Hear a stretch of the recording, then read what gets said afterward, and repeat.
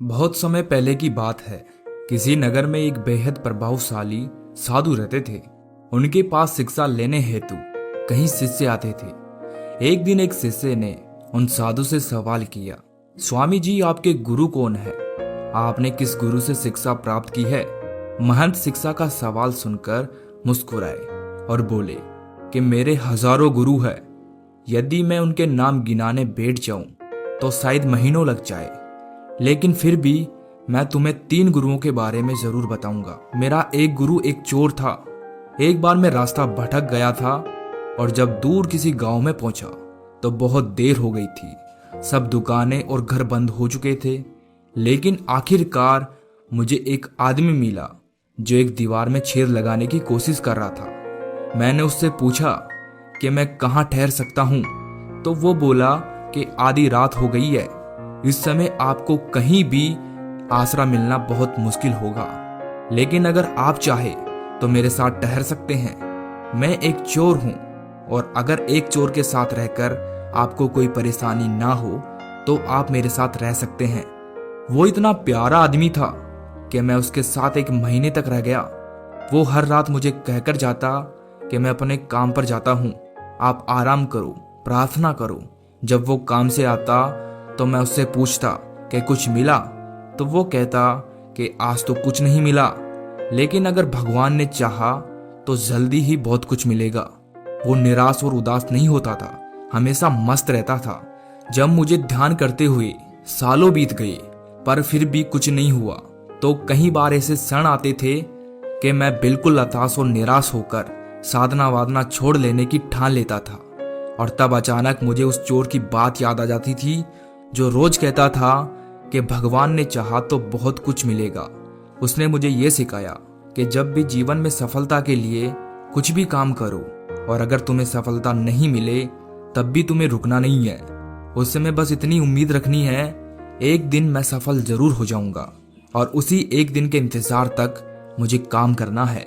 और मेरा दूसरा गुरु था एक कुत्ता। एक दिन बहुत गर्मी वाले दिन थे, मैं बहुत प्यासा था और पानी की तलाश में घूम रहा था कि मुझे एक कुत्ता दौड़ता हुआ नजर आया। वो भी प्यासा था। पास ही एक नदी थी। उस कुत्ते ने आगे जाकर नदी में झांका तो उसे एक और कुत्ता पानी में नजर आया, जो थी उसकी परछाई। कुत्ता उसे देखकर बहुत डर गया।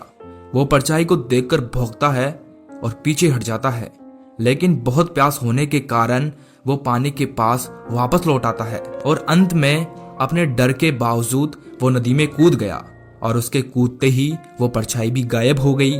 उस कुत्ते के इस साहस को देखकर मुझे बहुत बड़ी सीख मिल गई।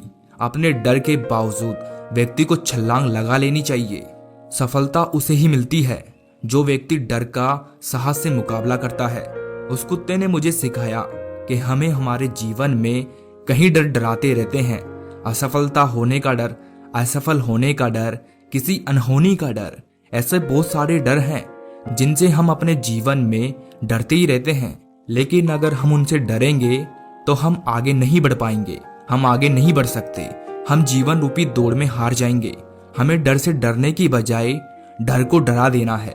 डरने की बजाय निडर होकर मुश्किलों और परेशानियों का सामना करना है, तभी हम जीवन में आगे बढ़ पाएंगे। और मेरा तीसरा गुरु है एक छोटा सा बच्चा।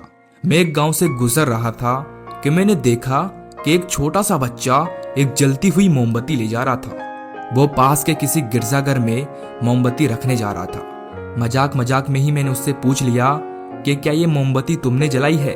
वो बोला, जी हाँ, मैंने ही जलाई है।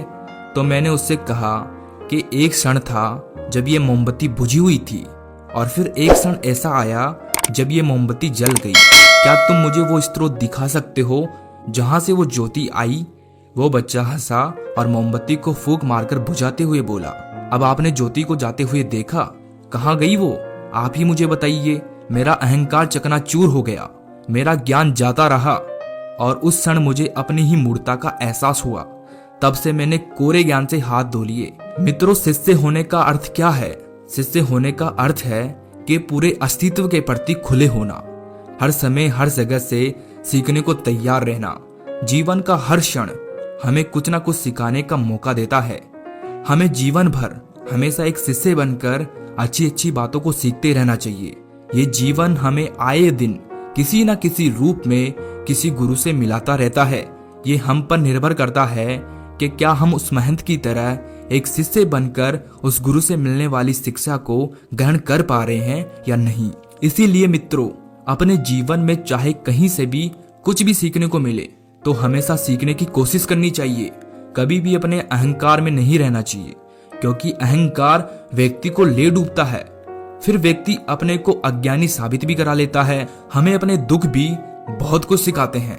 इस कायनात में बहुत सारी घटनाएं ऐसी है जो हमें अपने जीवन का सार बताती है, लेकिन हम उन पर कभी गौर ही नहीं करते। हम तो एक गलती को बार बार दोहराते रहते हैं। लेकिन अगर हम अपने जीवन में गलतियों को, जीवन में घटने वाली घटनाओं को एक गुरु मानकर उनसे कुछ सीखे तो हमें अपनी जिंदगी में सफलता का ताज मिल जाता है।